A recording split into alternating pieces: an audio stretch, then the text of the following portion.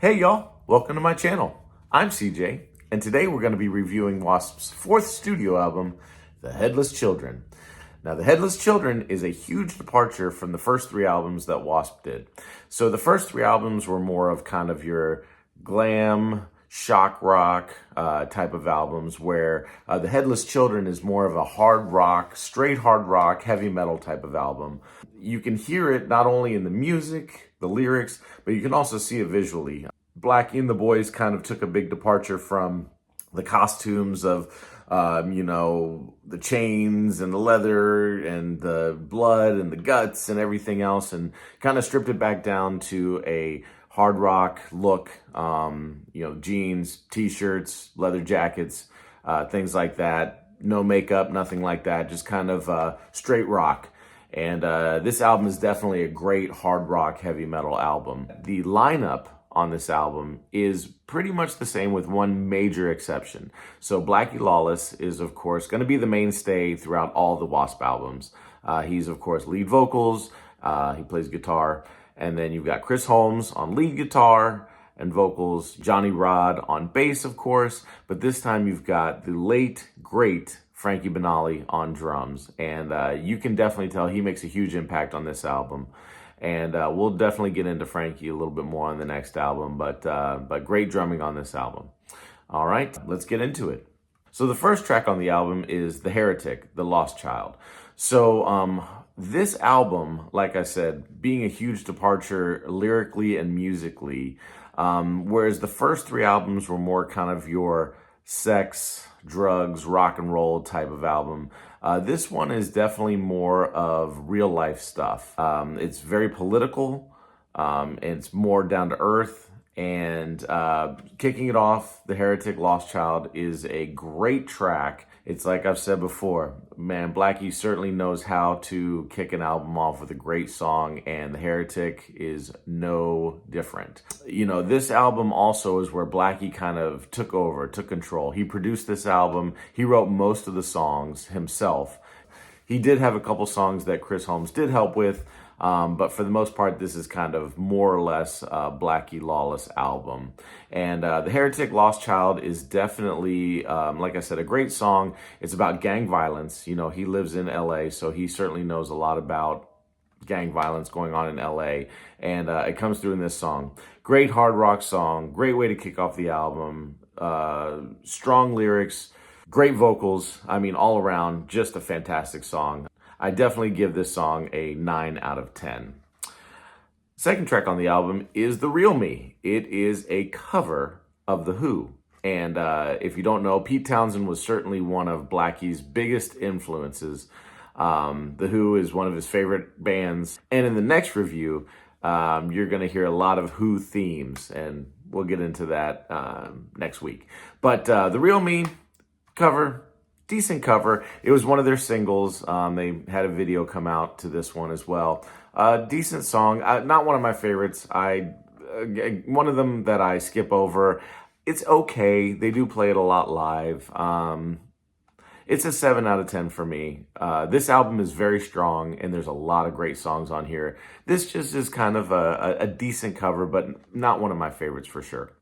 All right, the next track on this album is the title track. It's The Headless Children. This is another great song, another hard rocker. This is basically just the chaos in the world. You know, you turn on the TV and you're seeing all the madness, everything that's going on, all the decay in the world. And, he kind of brings it all to light in this song. Another great song, just a heavy beat, heavy drums. Fantastic song, fantastic words, lyrics. Like I said, Blackie really kind of takes control on this album, and you can certainly hear it in the music and the lyrics. And Headless Children is a great song. I give this one a 9 out of 10. All right, now to the next song, we've got Thunderhead. Really good song. This song is about a junkie who's on heroin. This is definitely an anti-heroin song, anti-drug song. Very good song, very good beat. Just really kind of dark, pounding beat to it. Deep lyrics. Like I said, this is not your typical Sex, Drugs, and Rock and Roll album. This one definitely hits a lot harder. This is more of your down to earth, hard rock, tells some stories here. And this is another one that tells a story. I don't know if this is anyone that he knew personally, but certainly this is a song that may hit home to some people. But great song, 8 out of 10 for Thunderhead for sure. Next track on the album is Mean Man. So this one's about Chris Holmes. Just that's kind of his nickname. That's kind of his moniker, is just being a mean man. Motorcycle guy, biker dude. Just kind of has this persona of being a mean guy. Big, tall, strapping dude, kind of just grizzly, mean. I have to say, I've met Chris Holmes before. He's not a mean dude. He seems like a super nice guy. And same with Blackie Lawless. I met him as well, very briefly, but both guys are super nice. I mean, very down to earth, very real guys. But that's kind of his persona. Mean Man. It's a good song. I like it. I give it an 8 out of 10. It's a good listen. Something kind of a fun song. All right, the next song is The Neutron Bomber. With this album being political, he makes a reference to a guy named Ronnie. And I think a lot of people thought that this might be Ronald Reagan, because this album came out, late 80s. And, of course, Ronald Reagan had just finished being president. And there was some controversy around him, especially towards the end of his presidency. But no, this had nothing to do with Ronald Reagan. This was a pyromaniac that Blackie knew named Ronnie, and that's what this song is about. Good song, definitely a strong song, and again, definitely a story that Blackie tells great through his lyrics and through the music. So I give this also an 8 out of 10. Very good song. And the next track on this one is an instrumental called the Mephisto Waltz. I think I said that right. Anyway, good song, good instrumental. I'm not a huge instrumental fan. I do like some instrumentals. This one's a decent one. I do listen to it from time to time, but again, not one of my favorite songs on the album. And not much to say about it. Just a decent instrumental, something that I find appealing at times. So I give it a 7 out of 10. But nothing crazy. Forever Free. This is a great song. This one also had another single, had a video to it as well. It's a little bit of more of a power ballad type. This one is actually about a girl that Blackie knew was a friend of his, a close friend of his. I don't know if it was a girlfriend or if it was just a friend, but he lost her to a motorcycle accident. And this song is basically about her and what had happened and his feelings and thoughts on that. So Forever Free is a great song. I really like this song. Great power ballad. Really, tugs at the heartstrings, especially when you know what it's about. And like I said, a lot of these songs are just really down to earth, real songs. This isn't fluff. This isn't anything that's just thrown on the album. This isn't just thrown on there to appease the higher ups at the record companies. These are all real songs. And like I said, this is a really good album. And this is really where Blackie kind of, turns things on its ear when it comes to his music. And you can certainly tell he turns a corner with this album. Forever Free is a great song. I give it a 9 out of 10, actually. Man Eater. Man, this one's a great one. This is a real good driving song, just pounding, good hard rock, heavy metal song, straight to the core. It's about his love for motorcycles. He and Chris Holmes, just a really good song. Kind of referencing back to Mean Man, the one that Chris Holmes and he wrote. It's more just about his love for motorcycles. Good song. I like this song a lot. I give it an 8 out of 10. And then the last song on the album is my favorite. It's Rebel in the FDG. This song is great. This one really, it closes the album perfectly. It is one of those songs I can listen to on repeat over and over and over again. I love it, man. It's hard driving, heavy metal, hard rock.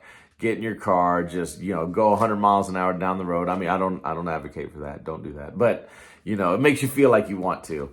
It's fantastic. It's a great song. Just got, great breakdown in the middle of it.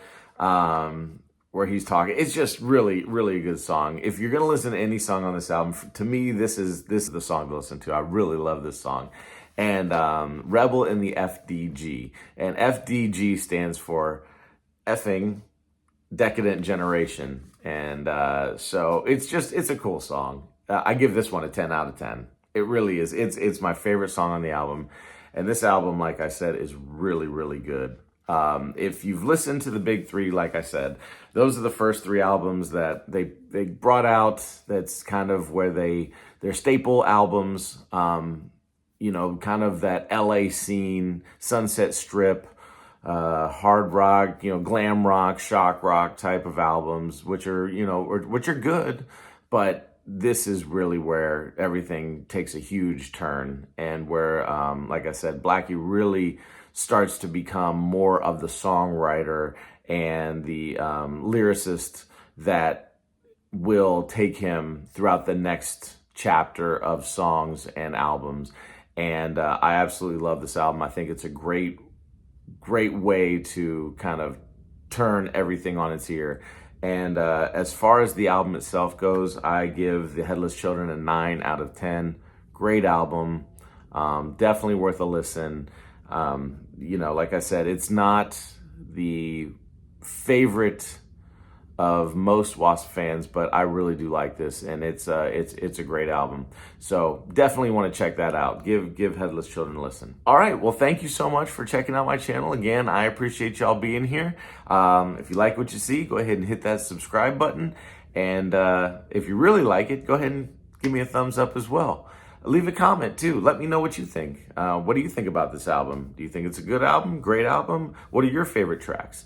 So leave me a comment below. Kind of let me know. So anyway, hey, thanks again for checking out my channel. Thanks again for sticking around. Next week, The Crimson Idol. Now, for some of you W.A.S.P fans, this is going to be a big one for you. So also, I'm going to kind of dig a little bit deeper into my W.A.S.P fandom and how I became a W.A.S.P fan next week with The Crimson Idol. So until then, thanks again. Appreciate it. You guys have a great week, and see you next week. Thanks again. Bye, y'all.